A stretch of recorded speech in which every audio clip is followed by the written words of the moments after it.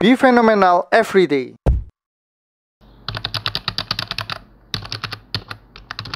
Hai guys, di video analisa mingguan kali ini saya akan memulai dengan introduction yang akan membahas tentang platform binary option. Jadi binary option ini kan selama seminggu ini heboh sekali ya, terutama ada kaitannya dengan afiliator-afiliator yang sampai ada tuntutan dari para nasabah-nasabahnya ya, yang menderita kerugian. Nah, untuk teman-teman yang belum tahu ya, apa sih platform binary option? Platform binary option itu adalah suatu platform atau tempat di mana kita bisa melakukan transaksi untuk menebak ya.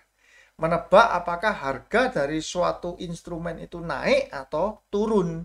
Kalau tebakan kita benar, misalkan harganya kita tebak mau naik, maka kita akan memilih buy. Nah, kalau harganya sungguhan naik, maka kita akan dapat untung. Nah, harga apa? Harga dari instrumen apa? Bisa bermacam-macam, bisa dari mata uang atau forex ya. Kemudian ada dari kripto ataupun dari indeks saham. Nah, itu yang akan kita tebak-tebakannya itu menggunakan instrumen tersebut. Nah, untuk platform binary option ini sebenarnya di Indonesia masih tergolong ilegal ya. Jadi belum mendapatkan izin resmi, belum diregulasi. Nah, terus yang banyak dituntut sekarang itu kan bukan hanya platformnya, tapi afiliatornya. Nah, afiliator sendiri itu apa sih? Afiliator itu adalah orang atau pihak ya, yang mengajak atau mengenalkan suatu perusahaan untuk dimana para member-membernya itu bergabung di sana.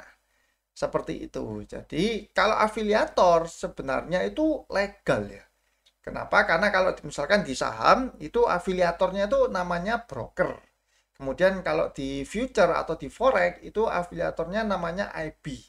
Nah, afiliator ini jadi sejenis sales ya atau sejenis marketing.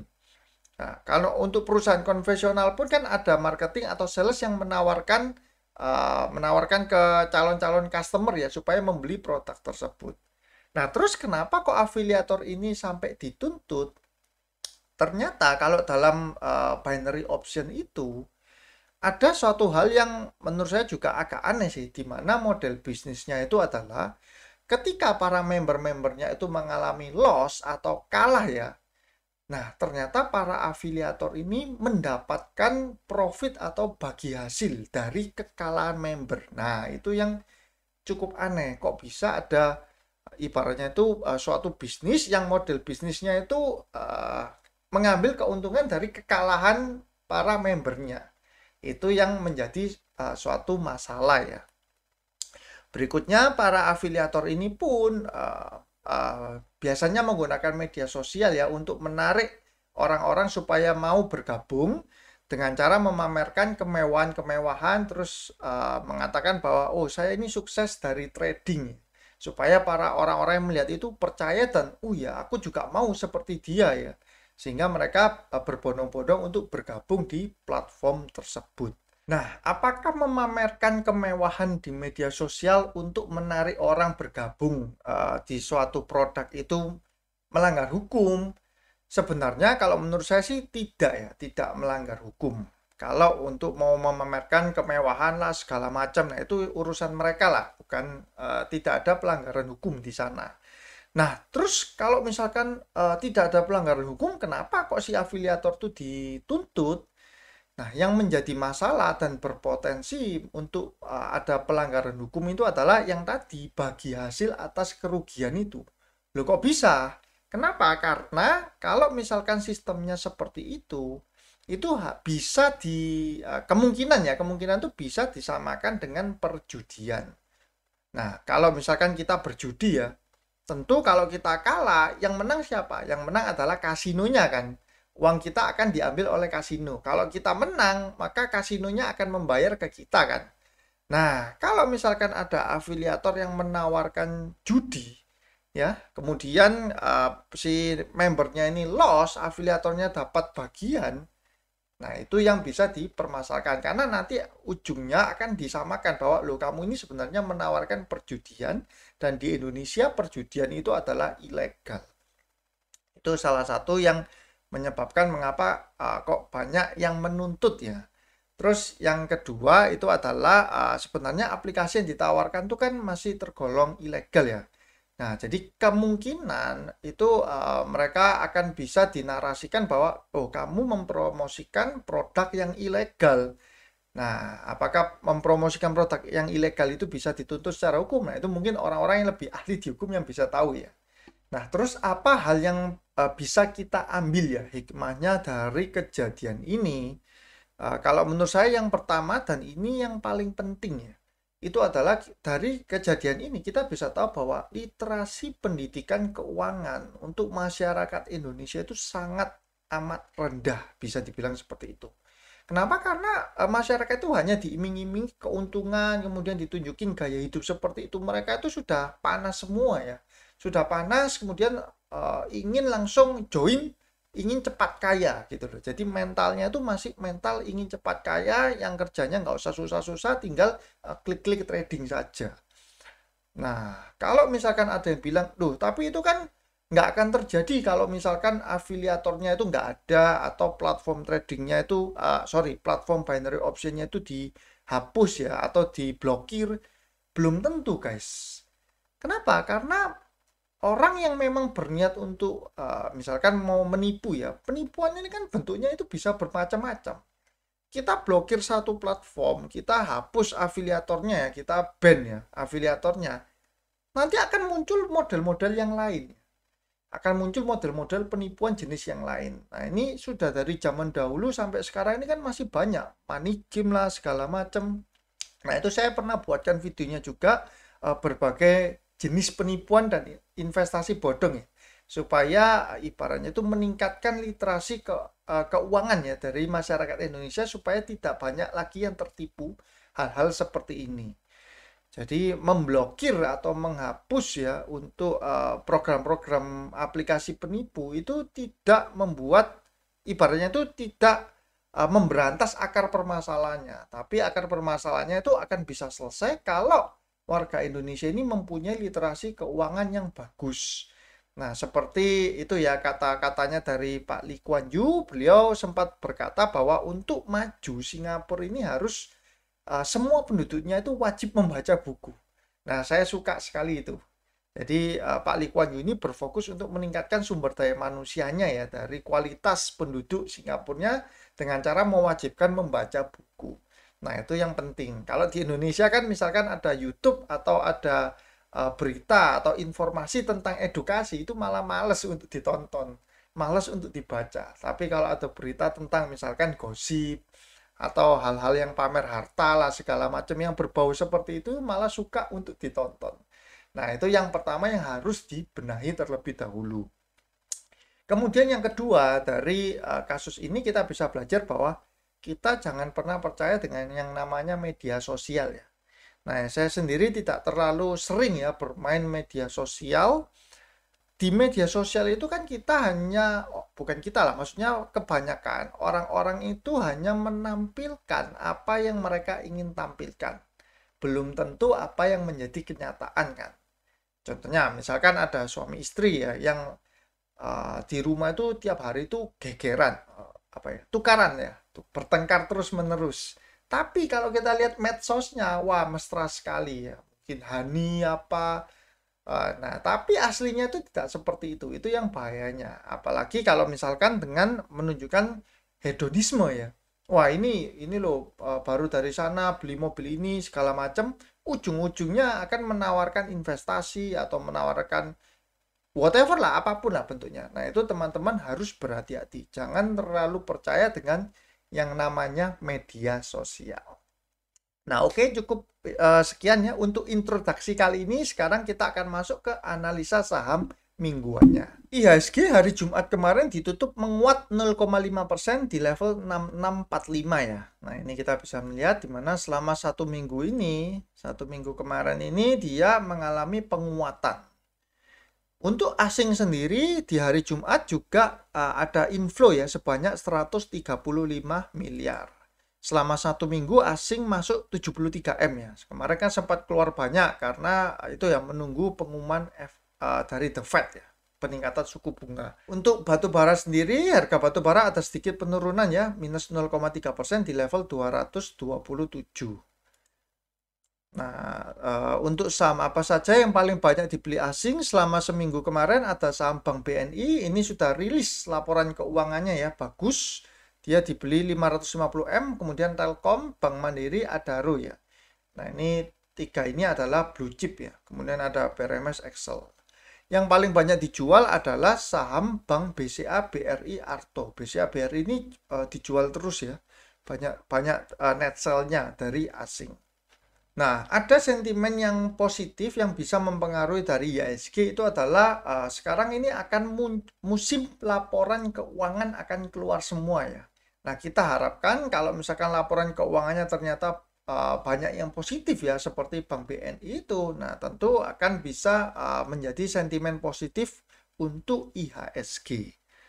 Nah, berikutnya ini adalah saham-saham yang masuk dalam metode BNF ya, di mana minggu lalu ada saham MLPL, MPPA juga ternyata benar rebound ya.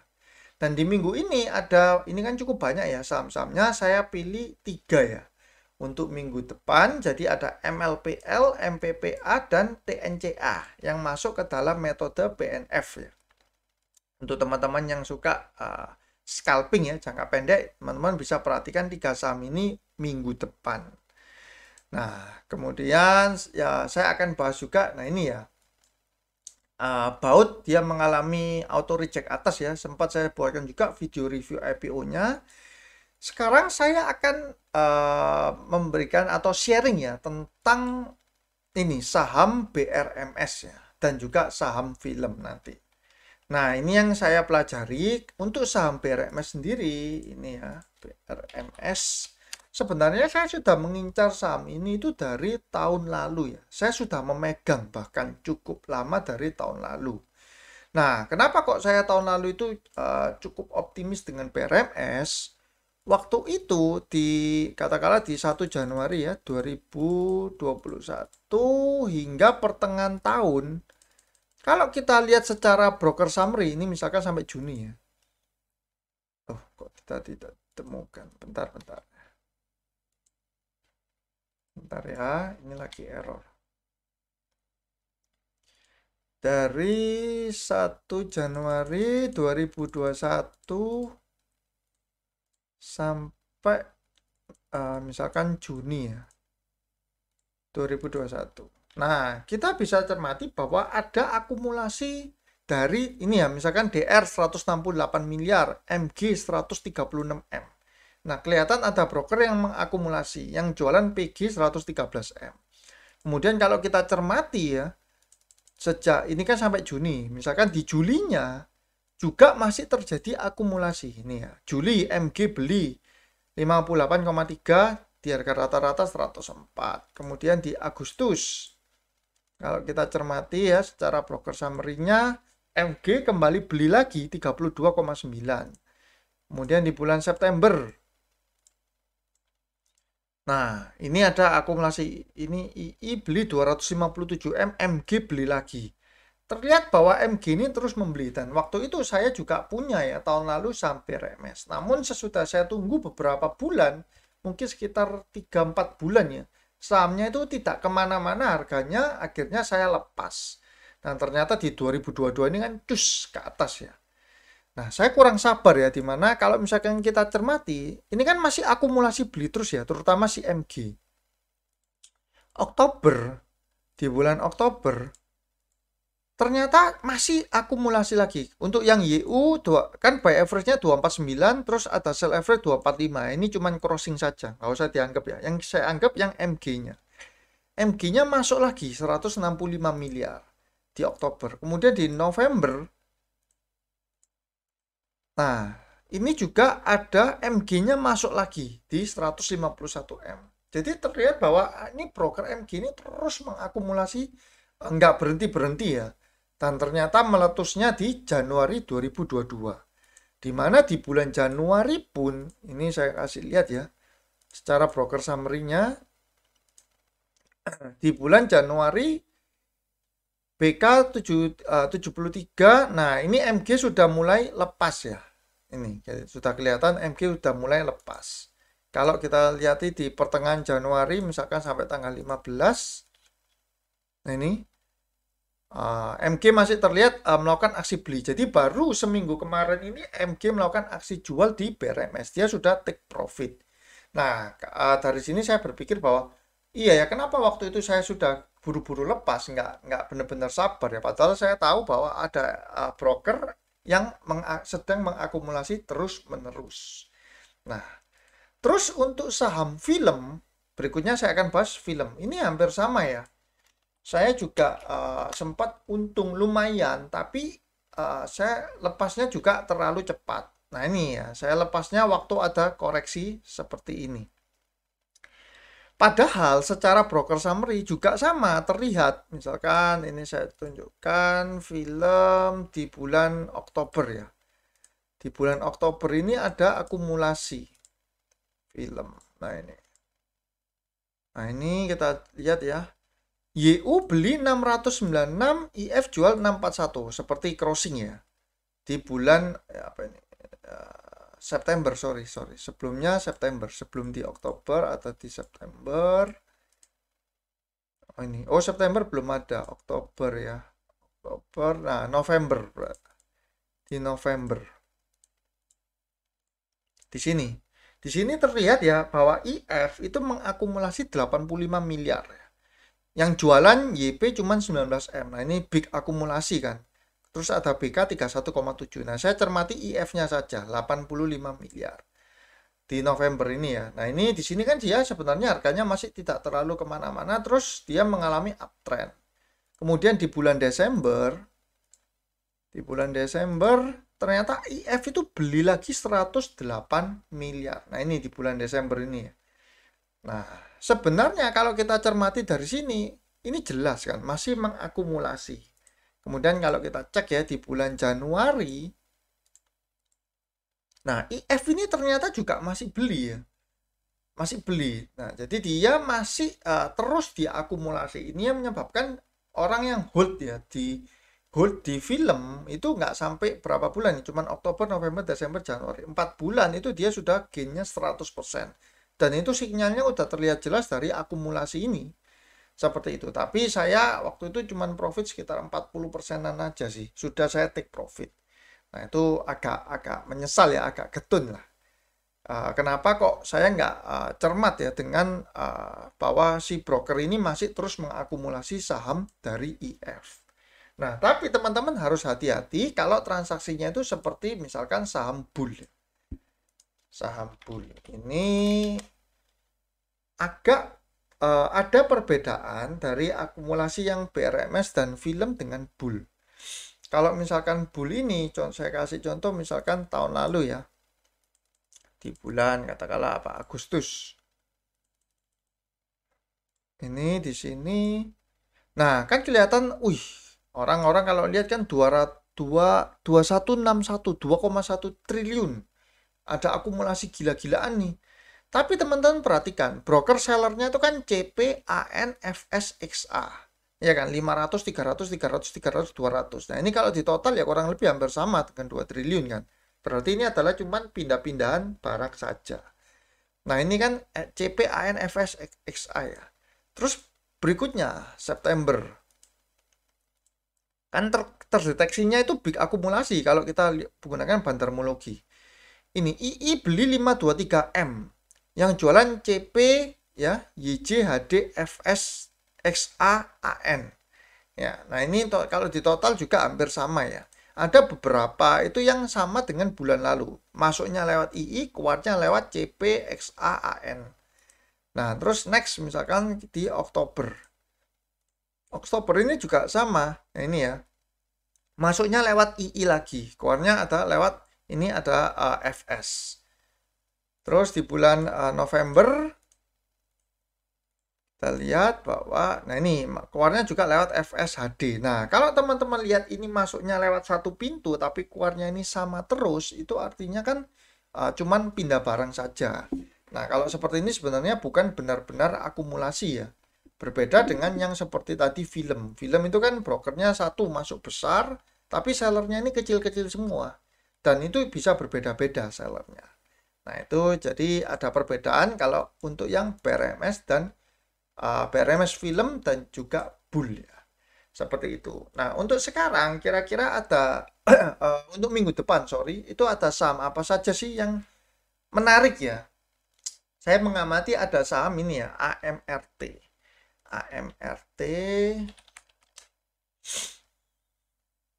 AMRT ini saya melihat cukup menarik di mana dia sudah berhasil ini kan dia sempat turun ya, terus kemudian dia ada perlawanan naik dan menjebol MA 200-nya di sini.